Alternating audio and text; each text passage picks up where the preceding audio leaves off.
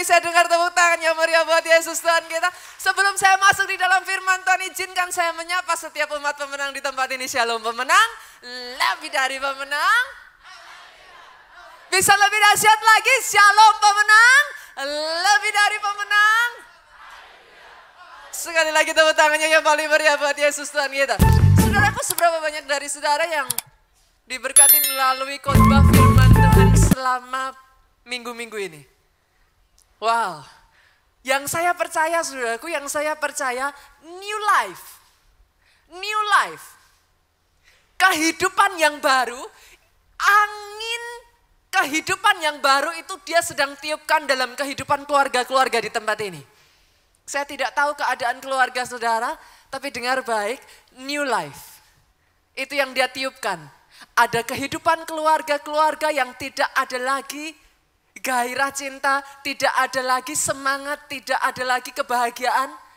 Di bulan ini akan ada restorasi, akan ada pemulihan yang akan Tuhan kerjakan di tengah-tengah kita. Boleh saya dengar amin yang mantap dari tempat ini? Yes, tangkap janji Tuhan saudaraku. Dan hari ini sudah saya membawa kabar baik bagi saudara di tempat ini yang belum menikah. Boleh saya lihat? Sebelum saya masuk, saya ingin mempertanyakan satu pertanyaan saudaraku. Pertanyaan yang sangat basic, sangat simpel ibu. Tapi anehnya ada banyak pasangan saudaraku. Anehnya begitu simpelnya pertanyaan ini, sampai-sampai ada begitu banyak orang melewatkan pertanyaan yang satu ini. Why do you get married? Kenapa saudara menikah? Why? Saya ulang ya saudaraku. Do you get married? Karena saya menemukan saudaraku ada banyak pasangan menikah tidak pernah menanyakan pertanyaan ini Pak. Sampai akhirnya setelah menikah, they get married for the wrong reason. Halo? Baru-baru ini saudaraku, saya tertawa sambil tepok jidat saudara. Saya baca satu artikel, ada anak-anak masih di bawah umur, prianya umur 15 tahun. Yang wanitanya umur 16 tahun. Ibaratnya masih di bawah umur saudaraku. Pengen menikah. Biasanya orang kalau pengen menikah masih muda-muda begini sudah ditanya alasannya apa, pasti kan jatuh cinta. Sudah nggak bisa pisah gitu kan sudah. Ya masuk akal lah. Yang bikin saya tepok jidat, ditanya alasan menikahnya kenapa? Jawabannya saudaraku, karena takut tidur sendirian. Ada banyak orang menikah karena alasan yang salah. Percaya tidak percaya saudaraku? Sebagian dari saudara menikah pastor, sudah harus kejar tayang. Ini sudah rolling sekarang kepala 3. Sebentar lagi, sudah mau kepala 4. Lah terus menikah kenapa? Habisnya dikejar-kejar orang tua terus. Lah kamu sebenarnya pengen menikah apa enggak? Nah hebatnya orang Kristen saudaraku, alasannya itu juga rohani loh saudara. Lah pengen menikah apa enggak? Ya membahagiakan orang tua. Halo? Alasannya terlihat bagus, tapi bolehkah saya berkata that is not the right reason? Yang mengerti katakan amin. Sebagian juga saudaraku saya menemukan, pastor, saya tuh kemarin reunian, saya tuh baru sadar loh. Teman saya sekelas, si A, si B, si C, si E. Bahkan pastor, yang zaman dulu aja gak ada pengharapan loh, dibanding saya. Sudah menikah. I'm the last. Kayaknya harus segera menikah. Peer pressure saudara. Pernah melihat yang seperti itu? Saya melihat kepala-kepala teranggu saudaraku. Sebagian lagi ini Jakarta saudara. Kalau ditanya kenapa mau menikah cepet-cepet? Jawabannya pastor. Saya nggak mau hidup seperti ini lagi. Dari sejak saya kecil, hidup kami menderita. Terus alasannya menikah apa? Harus cari perbaikan hidup. Menikah cari orang yang kaya, saudaraku. Tapi bolehkah saya berkata, that is not the right reason. Yang setuju katakan aminnya yang lebih dahsyat lagi. Mengapa penting bagi kita mengerti the right reason, saudaraku? Mengapa penting bagi kita mempertanyakan why do you get married? Karena ada banyak pasangan, saudaraku, menikah berakhir dengan kehancuran. Angka perceraian di dunia ini tidak semakin menurun, saudaraku. It's getting higher and higher. Kalau saudara berjumpa dengan orang-orang di Indonesia ini dan saudara bertanya, saya tidak tahu statistik sekarang ini, saudaraku. The last statistic that I know is 1 out of 5. They get divorced. Dan jawabannya selalu sama, kayaknya dulu milih orang yang salah deh, pastor. Atau kalau yang lebih rohani, saudara, kayaknya salah dengar suara Tuhan. Halo? Itu sebabnya hari ini, saudaraku, saya ingin mengajak saudara melihat 3 alasan kenapa saudara menikah. Why do you get married? Kita buka terlebih dulu Kejadian pasalnya yang kedua. Kita lihat ayatnya yang ke-18. Yang masih belum menikah, ada kabar baik. Baca dengan suara yang paling keras, saudaraku. Oke, 2, 3. Tuhan Allah berfirman, tidak baik kalau manusia itu seorang diri saja. Aku akan menjadikan penolong baginya yang sepadan dengan dia.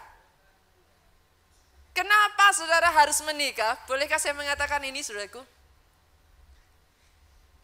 When you are all alone, dan pasangan saudara sendirian, ada satu tujuan ilahi yang tidak akan terpenuhi, yang belum bisa dipenuhi when you are alone. Saya ulang ya, saudaraku ya. Itu sebabnya Alkitab mengatakan, bapak-bapak yang pria, dengar baik. Saya akan bukakan satu ayat, 1 Petrus 3 ayatnya yang ke-7. Ini apa yang dikatakan Alkitab.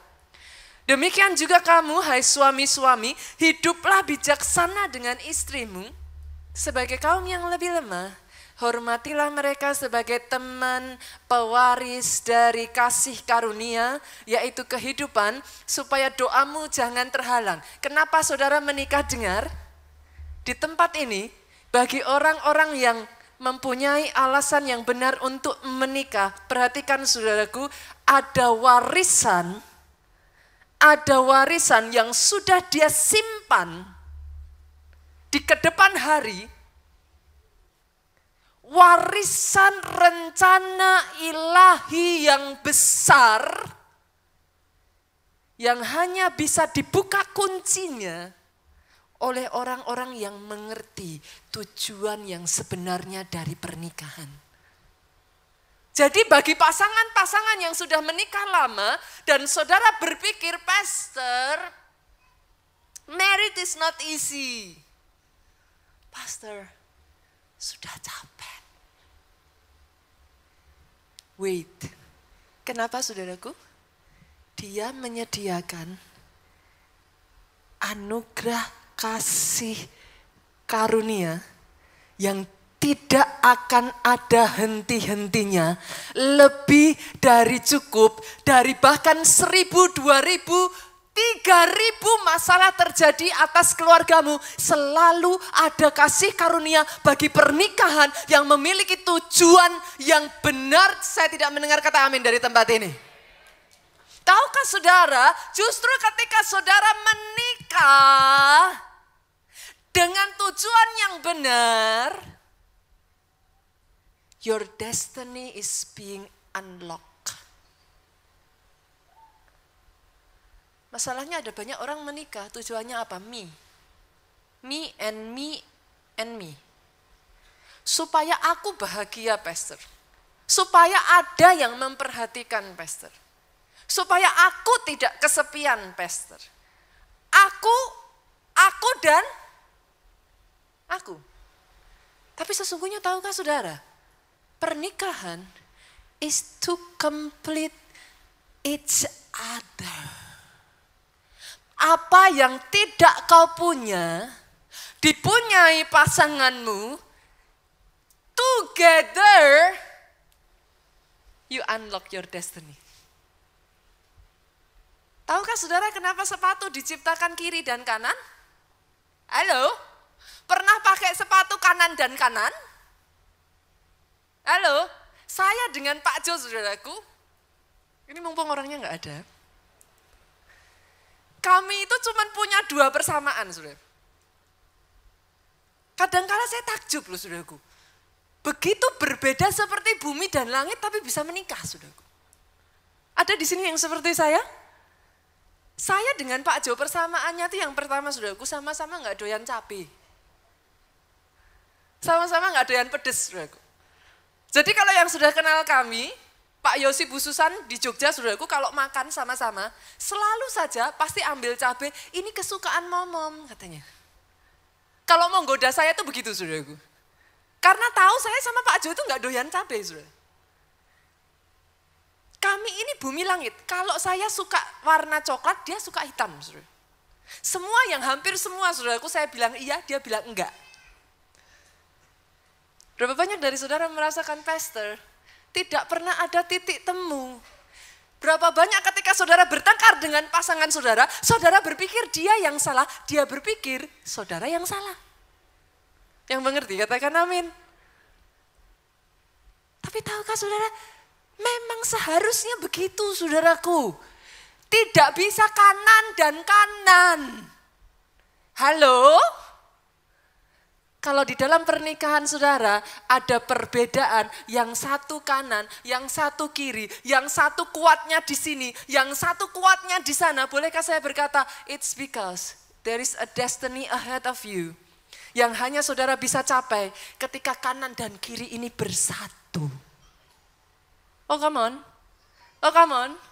Kalau saudara tahu rahasia yang satu ini, saudara tidak akan mau mengubah pasangan saudara. Come on. You do not get married so that they change.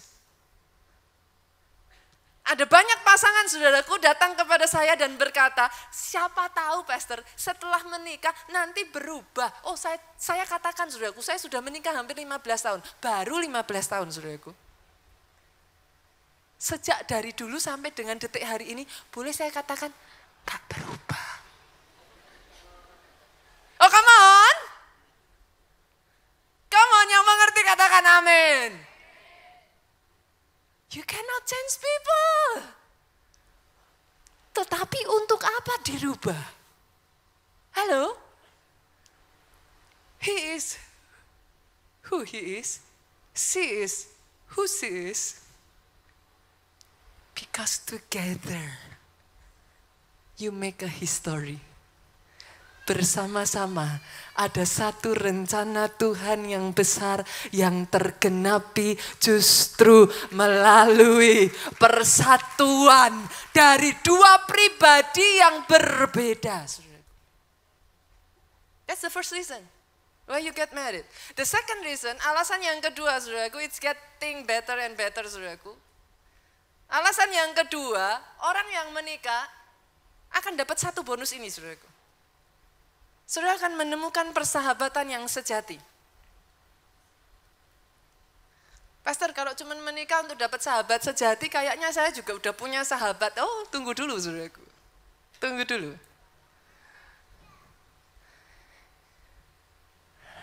Bolehkah saya katakan ini saudaraku? Bagi saudara yang akan menyerah terhadap pernikahan saudara. Tunggu sedikit lagi. If you do not give up so easy. Sedikit lagi saudaraku. Saudara akan takjub dengan bagaimana saudara menemukan Orang yang saudara anggap tidak mengerti diri saudara, orang yang saudara anggap paling menyakiti hati saudara. Bolehkah saya katakan saudaraku? The magic of marriage. Sekalipun saudara sudah melihat yang terburuk dari pasangan saudara, you will be amazed. Dengan bagaimana kau tetap bisa menerima dia apa adanya dan tetap ada bersama dengan dia. You will find your soulmate. And that is a blessing, saudara. Berapa banyak pasangan yang bersabar menunggu, tidak begitu mudah menyerah, saudaraku. Kalau saya boleh mengatakan, sebagian dari saudara akan menemukan pasangan-pasangan setelah bertahun-tahun mereka menikah. Saudara kadang bertanya-tanya, kok wajahnya seperti kakak adik ya? Betul? Betul? Betul? Kadang saya melihat, saya berkali-kali jalan dengan Pak Jo ya saudaraku. Orang bilang kok wajahnya mirip. Saya bilang mirip di mananya? But that is soulmate. Pernahkah saudara duduk dengan pasangan saudara? Saudara hanya gini. Sudah jalan tuh saudara. Tahu tuh yang saudara maksud. Iya mengerti, katakan amin. Itu tidak akan terjadi pada best friend saudara. Level persahabatan yang so different saudaraku. Level persahabatan yang mengalami suka dan duka bersama. Jatuh tetapi bangun lagi bersama. Jatuh tetapi bangun lagi bersama. Tidak akan didapatkan kalau saudara menyerah dengan begitu mudah. Satu kerinduan saya saudaraku, pasangan-pasangan suami istri di tempat ini. Bergandengan tangan sampai akhir dan boleh mengatakan until death do us part, sampai maut memisahkan kita, kita akan berjalan bersama-sama memenuhi tujuan Tuhan, rencana Tuhan dalam kehidupan kita. Satu hari saudara, ada seorang istri yang baru menikah dengan suaminya. Dia membaca sebuah buku dan terinspirasi dari buku itu saudara. Buku itu mengajarkan tentang bagaimana memiliki pernikahan yang lebih kuat. Salah satu kunci yang diajarkan di sana adalah keterbukaan. Si istri terinspirasi, saudaraku, tanpa pikir panjang, dia panggil suaminya, "Honey, honey, sini. Ini buku benar sekali. Ayo kita coba praktekkan." Jadi, kita harus saling terbuka satu dengan yang lain. Caranya simple, kamu tulis semua hal yang kamu gak suka tentang aku. Kamu catat semuanya yang kamu pengen rubah dari aku apa saja. Ya, kamu tulis ya, tapi syaratnya kita sepakat loh ya, gak boleh saling marah loh ya.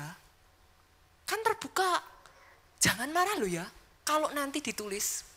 Oh ya oke, suaminya karena lihat istrinya excited sudah oke, kan suami biasa gitu ya saudara. Oke itu saudara. Istrinya nggak mau suaminya lihat saudara. Jadi dia bilang malam ini kita tidurnya pisah kamar dulu. Aku mau nulis dulu. Kamu juga tulis ya. Dipikir sepanjang malam. Oke? Pastikan semua dibuka. Pokoknya kita apa adanya. Dan benar saudaraku. Keesokan harinya istrinya bangun sudah cantik saudaraku. Dia sudah menunggu di depan kamar suaminya, nunggu suaminya keluar saudaraku. Dia sudah gak sabar pengen cerita saudara. Rupa-rupanya si istri ini sudah keluar dari kamarnya dengan membawa 3 lembar bolak-balik saudaraku. Oh dia catat sepanjang malam, dia ingat-ingat. Ternyata dia temukan banyak sekali saudaraku. Dia semangat. Dia sudah tunggu suaminya, begitu suaminya keluar, saudaraku, dia semangat. Kamu sudah siap? Kamu sudah siap? Saya dulu ya. Biasa kan saudaraku, ibu-ibu paling gak tahan untuk ngomong. Saudara. Dia katakan kepada suaminya, dia bacakan dari 3 lembar bolak-baliknya itu. Saudara. Baru 1 lembar saudaraku, suaminya mulai meneteskan air mata. Dia lihat suaminya, dia jadi gak enak hati. Lu udah janjian lu, kan gak boleh marah. Enggak marah, lanjutkan aja katanya. Dia lanjutkan lagi saudaraku, dia baca lembar kedua, dia baca lembar ketiga. Dia mulai merasa, kok kayaknya ada yang salah ya. Tapi karena mereka sudah bersepakat, ya sudah dia selesaikan list itu saudaraku. Dia hanya bisa melihat suaminya tertunduk saudaraku dan terdiam. Sampai akhirnya dia selesai membacakan 3 lembarnya itu saudara. Dan dia berkata, sekarang giliran kamu. Kamu boleh kok jujur apa adanya kok, aku juga sudah jujur. Tapi saya bersyukur saudaraku. Ketika suaminya melihat istrinya, dia hanya tersenyum. Dan dia berkata, dia bawa 1 lembar kertas. Dia tunjukkan kepada istrinya. 1 lembar kertas kosong saudaraku. Dan dia berkata, the very moment I marry you, tidak ada satu hal pun yang aku rasa perlu diubah dari hidupmu. You are just perfect the way you are. Saat itulah istrinya meneteskan air mata saudaraku. Doa saya, pasangan-pasangan di tempat ini, if you know the reason why you get married, tidak perlu mengubah pasanganmu saudaraku. Accept them. Terima mereka sebagaimana adanya mereka, ada untuk mereka, berbagi hidup dengan mereka, bersabar demi mereka, gandeng tangan mereka di saat tidak ada satu orang pun yang ada di samping mereka, temani mereka sampai titik darah akhir dan temukan di dalam pernikahan ada sahabat sejati yang selalu ada untuk saudara. Boleh saya dengar tepuk tangan yang paling meriah dari tempat ini? The third reason, saudara. Alasan yang ketiga. It's getting better, saudaraku. Mengapa saudara menikah? Kita buka di dalam Kejadian pasalnya yang pertama, ayatnya yang ke-28. Saya bacakan bagi saudara. Allah memberkati mereka, lalu Allah berfirman kepada mereka, beranak cuculah dan bertambah banyak. Penuhilah bumi dan taklukkanlah itu. Berkuasalah atas ikan-ikan di laut dan burung-burung di udara. Dan atas segala binatang yang merayap di bumi. Tahukah saudara? Alasan Tuhan mempersatukan saudara di dalam pernikahan untuk membangun generasi ilahi. Saudara. Ada banyak pasangan kalau saudara tidak mengerti alasan yang satu ini, pernikahan akan menjadi berat ketika saudara dianugerahkan dengan anak. Pasangan-pasangan di sini, seberapa banyak yang setuju dengan saya? Dari pacaran saudaraku, dari saudara PDKT, kalau saya boleh mengatakan dari sisi saya saudaraku, sampai menikah. Bagi saya, menikah nggak menikah, itu sama-sama kok saudaraku. Nggak ada perbedaannya, malah justru hidup itu lebih praktis saudara. Betul? Kalau belum menikah, coba saudara cek. Pulsa telepon, tinggi, kan? Setelah menikah, mau telepon apa? Ketemu terus, ya kan saudaraku? Setelah menikah, kalau belum menikah saudaraku, biaya transportasi. Halo? Apalagi kalau rumahnya yang satu Jakarta Barat, satu Jakarta Timur, saudaraku. Lumayan, saudara. Tapi setelah menikah, kan? Enggak butuh biaya transportasi. Bahkan saudara kata orang sepiring makan berdua. Kan hemat saudaraku. Betul? Bedanya itu apa sih saudara? Bedanya bangun tidur biasanya pegang guling. Ini sampingnya ada temennya. Betul? Tapi bagi saya saudaraku perhatikan.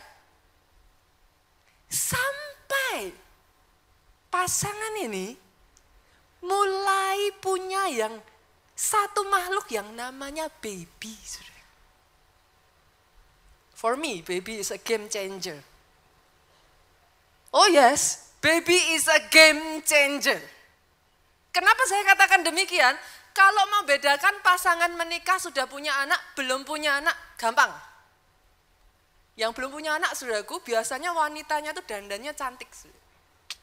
Habis menikah, cering, tambah bersinar, saudaraku. Kalau lihat yang begini, saya dengan cepat pasti belum punya anak, saudara. Tapi kalau saudara ketemu pasangan-pasangan, saudaraku, yang matanya kayak mata panda, saudara.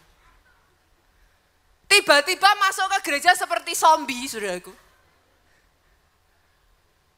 Dengan cepat, saudara tahu, sudah punya anak. Semakin besar panda mata pandanya, saudaraku, pertanyaannya simpel, anaknya masih bayi ya? Yang mengerti katakan amin. Yang mengalami katakan amin.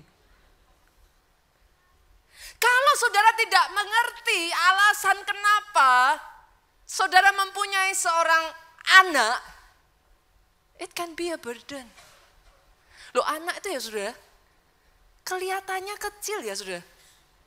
Wujudnya saja menipu saudaraku. Tapi bolehkah saya mengatakan kepada saudara, itu kecil-kecil, powernya besar saudara. Oh, dia nggak perlu memerintahkan saudara, dia cuma perlu mengatakan gugu gaga. Oh, itu semua langsung dikasih saudaraku. Baby itu powernya besar. Bahkan tidak perlu saudaraku. Dia melakukan apapun. Loh, bayi kalau belum sebulan saudara, belum 2 bulan, bisa apa tuh saudara? Paling cuma gini-gini aja kan saudaraku. Ngomong aja nggak bisa. Tapi coba saudara. Seseorang selemah sekecil makhluk yang bernama baby ini saudaraku. Bisa menggerakkan semua resource yang saudara miliki loh saudaraku. Yang mengerti katakan amin. If you do not know the reason why you get married and have a baby, it will be a burden. Tapi kalau saudara mengerti, kenapa Tuhan mengaruniakan seorang anak dalam kehidupanmu, dengar baik saudaraku, sejak semula Yesus datang ke dunia ini, dia tidak datang untuk berencana mati, saudara.